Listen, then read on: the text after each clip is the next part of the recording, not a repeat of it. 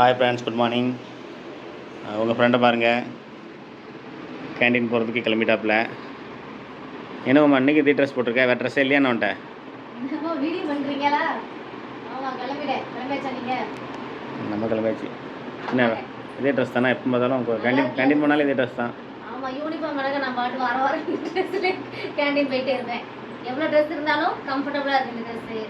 ஒரு ட்ரெஸ் தான் வச்சுக்க மாதிரி இப்போ இது பண்ணுறியா? இல்லையே, ட்ரெஸ் இங்கே இருக்குது பாருங்க, இங்கே காட்டுங்க. இங்கே பாருங்க, இந்த பேக்கு, அதுக்கப்புறம் இந்த பெட்டி, இந்த ரெண்டுலேயுமே ட்ரெஸ் இருக்குது. அதனால் எனக்கு இந்த ட்ரெஸ் தான் பிடிச்சிருக்கு. எப்பவுமே இந்த ட்ரெஸ் நல்லா இருக்கா இல்லையா? ட்ரெஸ் நல்லா தான் இருக்குது. சரி, ஓகே, கிளம்புமா? ஓகே, வாங்க. இன்றைக்கி நாங்கள் எங்கே போகிறோன்னு பார்த்தீங்கன்னா, மறுபடியும் நம்ம வீட்டுக்கு காய்கறி வாங்கிட்டு கேண்டீன் பொருள் வாங்க போகிறோம். நாங்கள் இன்னைக்கு பிளாக் வந்து சூப்பராக இருக்கும், கண்டினியூ பண்ணி பார்க்கலாம். கிளம்பியாச்சா? ஹெல்மெட் போட்டாச்சு மாமா.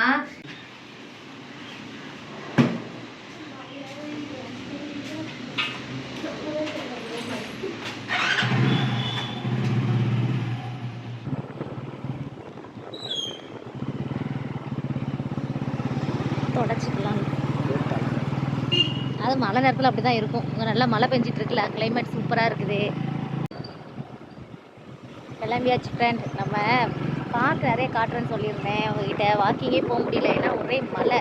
அதனால் இன்னைக்கு பேக்கப் பாருங்கள், இதான் பார்க்கு. நீங்கள் முன்னாடியே பார்த்துருந்தீங்கன்னா தெரியும்.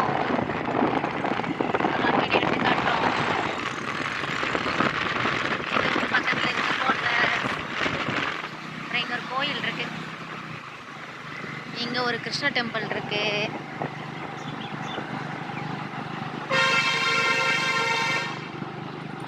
இதுதான் நாங்கள் இருக்கிற கேண்ட் ஏரியா.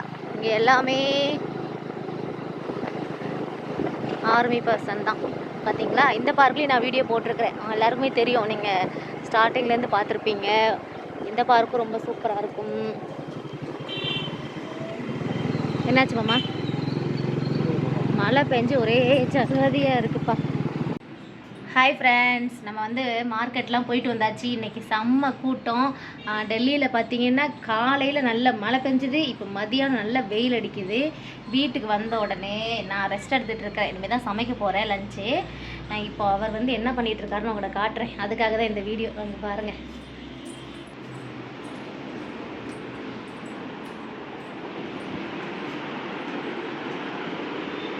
ஏ மாமா, என்ன பண்ணுறீங்க? வெறி எடுத்துட்ருக்கேன். சொல்லுங்கள் என்ன பண்ணுறீங்க? முக்கியமாக படிச்சுட்டு இருக்க மாதிரி இருக்கு ஏதோ. என்னாச்சு, என்னன்னு சொல்லுங்கள். வரசல கணக்கு, உங்கள் வரசலில் எப்படி போயிட்டுருக்கு பட்ஜெட்டு? சொல்லுங்க, நம்ம பட்ஜெட்டை தெரிஞ்சுக்கிட்டோம் நம்மளோட ஃப்ரெண்ட்ஸும். இப்போ வந்து எத்தனாம் தேதி ஆகுது? பட்ஜெட் எப்படி தாக்கல் பண்ணியிருக்கீங்க இந்த மாதத்தோட? சரி,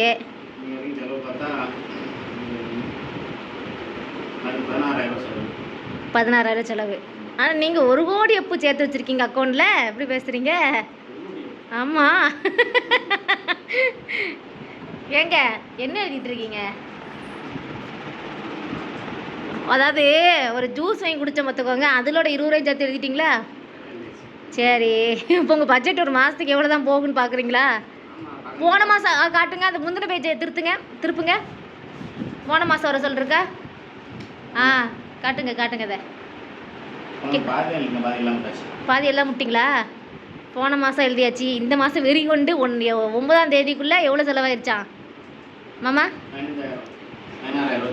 சரி. நீங்கள் எவ்வளோ அமௌண்ட் ஃபிக்ஸ் பண்ணி வச்சுருக்கீங்க மாமா?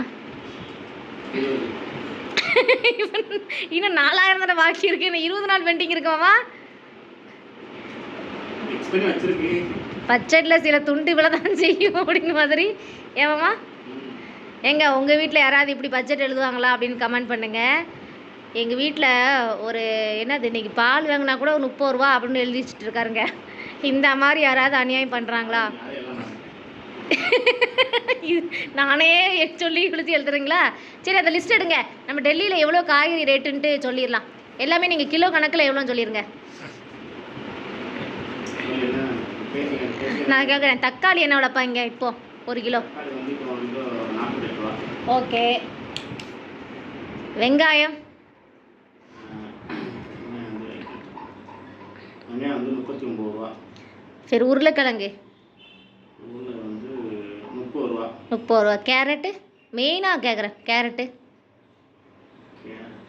ம், கேரட் வந்து 40 ரூபா.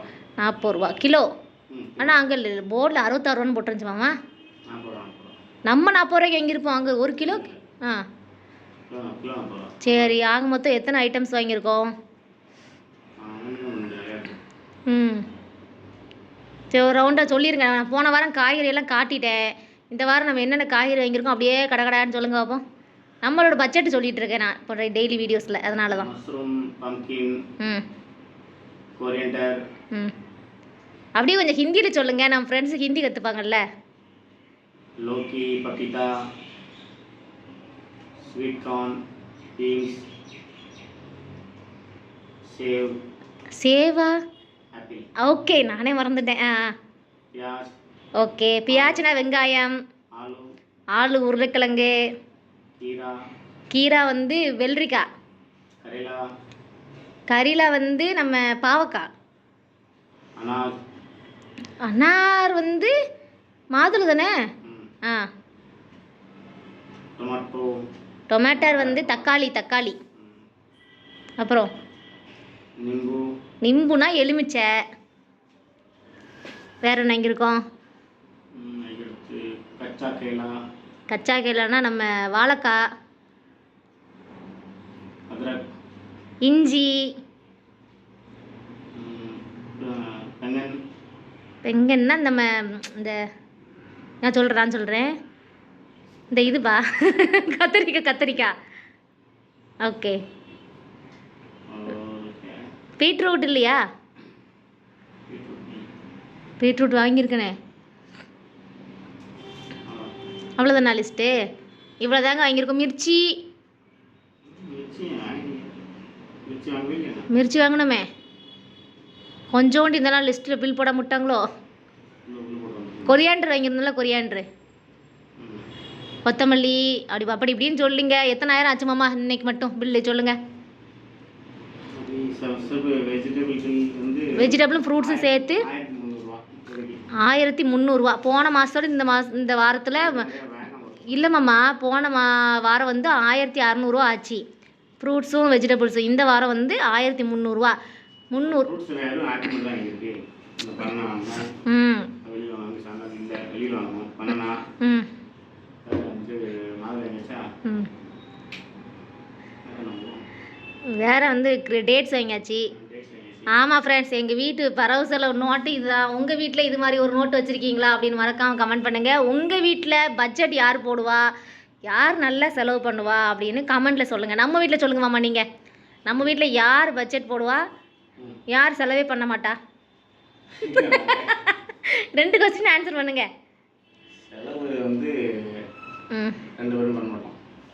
தேங்க்யூ. அப்புறம் இதுக்கு வேறு என்னதுங்க மாதிரி பட்ஜெட் போட்டு தான் ஒரு இந்தியாவுக்கே பட்ஜெட் போடுதாங்க. நம்ம ஒரு வீட்டுக்கு போடக்கூடாதா?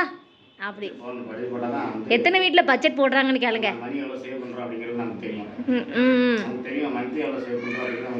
ஒரு கண்ட்ரோலில் வரும் அப்போ தான். கண்டிப்பாக.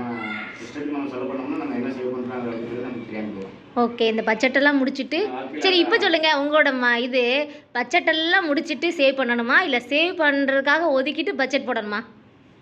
இது சொல்லுங்கள், எனக்கு கன்ஃபியூஷனாக இருக்குது. நான் என்ன நினைப்பேன்னா நம்ம செலவு பண்ணிவிட்டு